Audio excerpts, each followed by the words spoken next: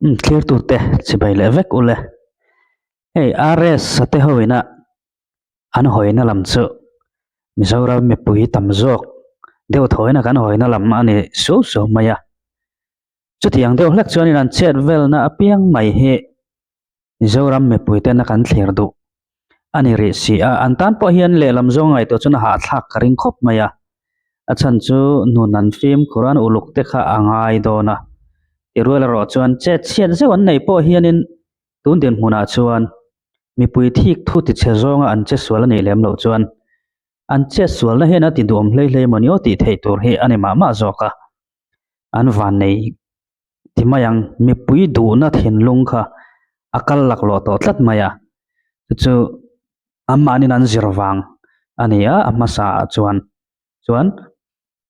chuta chuan pathian na tho po alang tel bok ti lo thei ani lo wang chu wang chuanin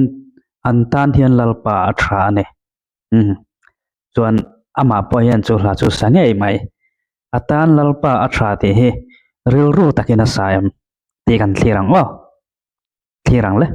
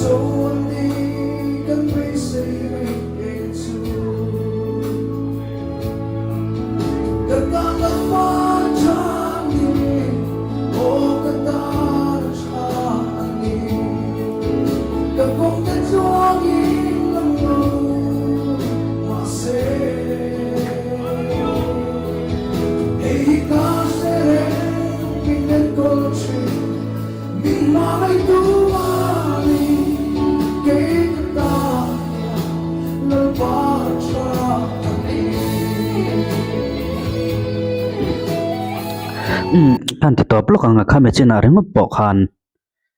enge an mani boruak tuna kan din an din mun mek thler hian achang chuna ha thak karing ka soi to ang khan achang en mi tam deuh ma an zaya achang en mi tlem te ma an zai le a ma se khang zong khan om dan tok kha siam rem zel khan ngai ta tlat mai ni a har hi kan ring em khopa mi tlem te ma a zai ani kha chuan mi tlem te ma an zai char sila in adjust lu tu ngai lo khan an om thei mayanga chuan mi tam tak ma an zai po kha mi tam tak ma han zai char mai se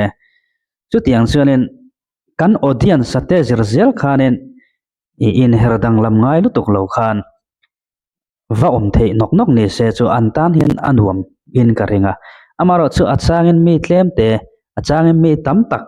khatiang din mun milzel aboru milzel anin herrem ka angai zel sia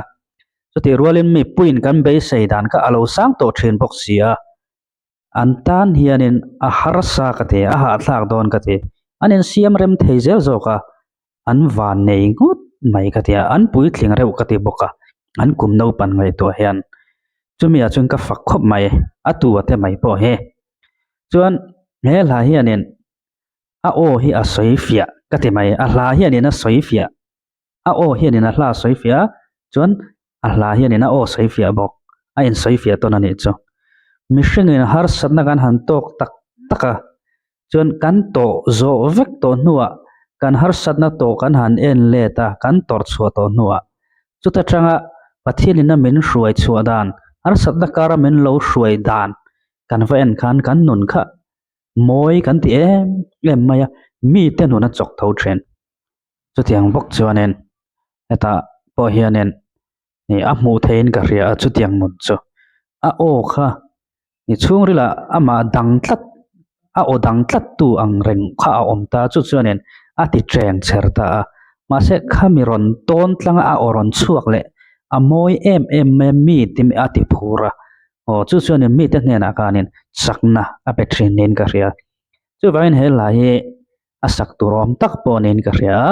a sak po a samoi ka tia chu ti rual ro chuan a o a hian a chau na chu alang ve deuh hlek ka te